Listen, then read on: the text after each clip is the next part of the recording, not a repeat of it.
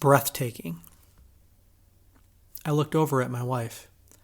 Our eyes met, and we took a collective deep breath before I rang the doorbell. This was going to be hard. We were standing at the front door of the home of a very good friend. He and his family were going through some very difficult times. His 40-year-old wife had been diagnosed with brain cancer 5 years earlier. Her therapeutic course was a typical cancer story. Surgery, followed by traditional chemotherapy, followed by rounds of recurrences with requisite increases in tiers of therapy.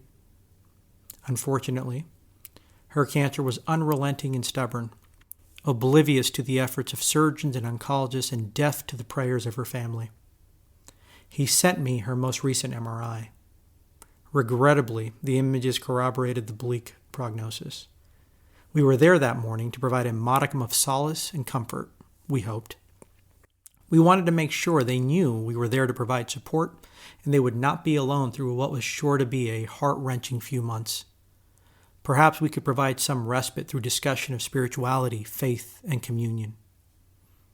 I had not seen my friend for a while due to the pandemic and anticipated he would be worn down by the grind of sorrow and grief. I was surprised when he opened the door with his usual warm smile and booming voice. He was not haggard but looked surprisingly well. We followed him into the living room and he informed us that his wife had just gone to the bedroom to get some rest. I assumed she was very frail and weak and likely spent most of her time in bed. We learned he had been furloughed from his job due to the pandemic and was currently not working. Ironically, he said it was a blessing not to work as it allowed him to care for his wife. While he was giving us an update on her condition, she surprisingly rounded the corner of the room and greeted us with a smile and kind words.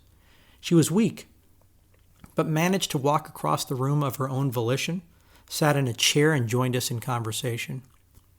They both spoke in a shockingly matter-of-fact manner about the prognosis and likely course without any apparent sadness or dejection. No watery eyes, no cracked voices. How could this be, I thought? The sword of Damocles sways above our heads, but the certainty of knowing it will drop in only a matter of weeks to months should be overwhelming and crippling. It would fill me with anxiety, despair, and regret over all that I would not be able to do or experience. Yet in this home, it was not. Elizabeth Kubler-Ross, her 5 stages of grief popped into my head. Denial. They are clearly in denial, I thought. This was the only way to explain their otherwise unexplainable equanimity. Yet the more I listened, it became clear they were not denying the natural course of the disease. They were well aware of what was going to happen. So rather than trying to understand why, I decided to just listen. He spoke of the 4 best choices of his life, with the first being to marry his wife.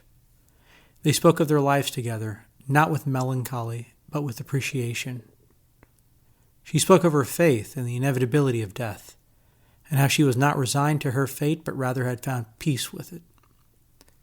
They showed us a full binder of handwritten notes they had compiled upon scriptural reading. I figured it was something they had recently compiled while desperately searching for some explanations to life's cruel twist. Flipping through the pages, though, it dawned on me that this was a several-year project in which they had read and discussed together age-old questions, metaphysical and material, of this world and the next. It was a testament of their love and understanding of each other and their faith. This was the answer to my question. They were not delusional or confused. Rather, they achieved greater clarity and confidence in their belief of transcendence due to her diagnosis than most will achieve in multiple lifetimes. Quite often we speak of faith providing support during periods of crisis, but those conversations typically occur while not in a crisis state. Mike Tyson famously once said, "Everyone's got a plan until they get punched in the face." Spirituality and transcendence are concepts often discussed in coffee shops and university classrooms and hazy dorm rooms, but rarely practiced in the real world. To see such poise, stability, and strength in the terrible crucible of cancer was simply breathtaking. My friend then said something that I will never forget. I am so fortunate to be so rich. Was he delusional? No, he was genuine. But how? Because he measured wealth with a different metric than most. Before we left, he took me to his garden and picked some fresh kale and cilantro for us to take. I insisted that he not, yet his grace and compassion would not be denied. We walked out to the car carrying a large bag of organic kale and cilantro. To say the visit had not gone as we thought would be an understatement. The cancer was unrelenting and had taken so much of her and him. It had broken her body, but it failed in breaking their unyielding spirit and faith. His figure became smaller in my rearview mirror as I pulled away, and I reached across and held my wife's hand as we quietly drove home. We were humbled and deep in thought. We had gone to inspire, but we were inspired. We had gone to provide strength, but we were the ones given strength. We had gone to speak of faith, but we had our faith reinvigorated.